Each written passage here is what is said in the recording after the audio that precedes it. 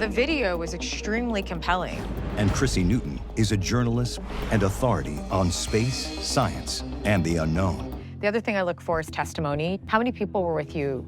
So all 6 of our team members that were there on location got a chance to view this. And you were using night vision, right? What type of night vision were you using? Multi-spectrum camera. Colored night vision. Yeah, the color night vision is what we were able to capture it with.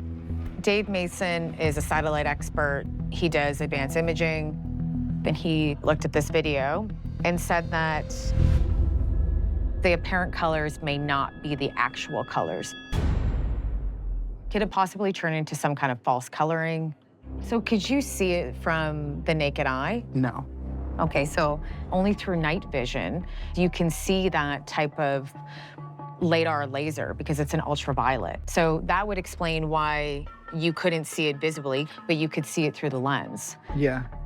That makes sense. So Dave Mason says that he's 99% sure that it's a satellite LiDAR laser.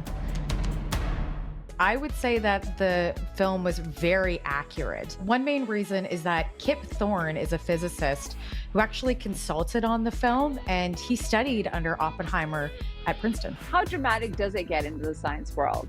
It can get fairly dramatic, but not as dramatic as Oppenheimer trying to poison his professor. Thankfully, that's not appropriate these days. We see that scientists have multiple discrepancies on theories, which is great because it also lends to hopefully new science. And the idea is that science is ever evolving, just like humans are. Some people feel like this is something that we could possibly see happen in real life. So can you speak to that science right there? So actual fungi evolution is a real threat, unfortunately, in the face of climate change. About an average of 1.5 million people a year actually die from fungal pathogens. And if we look at something like the zombie-like fungus that's happening in The Last of Us, it's not likely that something will evolve or mutate in climate change because of that. So let's just be thankful that's the case. They also are talking about using AI to cross-reference that data. So if you're going to look into like really minute data,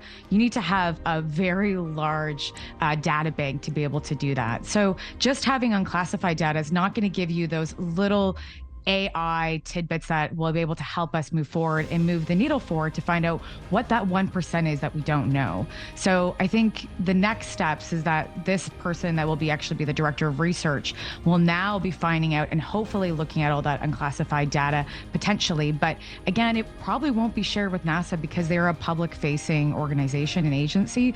So I think that's something we have to be mindful. And for us and everybody else, you know, researching and talking about this topic, we have to ask more questions. How do you get scientists out of their comfort zone and into this type of subject?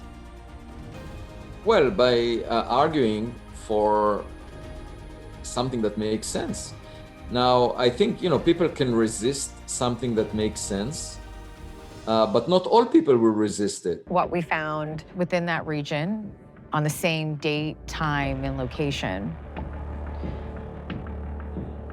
when checking all satellite databases, we came to the conclusion the video that you captured was from a May 19th Starlink launch. Can you also explain fusion versus fission? So fission is the concept of, two atoms splitting into two smaller atoms. There's so much energy to that. And then we look at fusion, and fusion is the concept of two or more atoms becoming one lighter atom, and then also has 3 to 4 times more energy than fission. One of the things that I wanted people to focus on, and I'm glad they did, was talking about the for-profit companies that are working with the government and being able to have them, you know, be looked at and scrutinized a little bit about their work and the funding that's going in towards them. So it's nice to see that's happening. We also know that they can't be FOIA'd.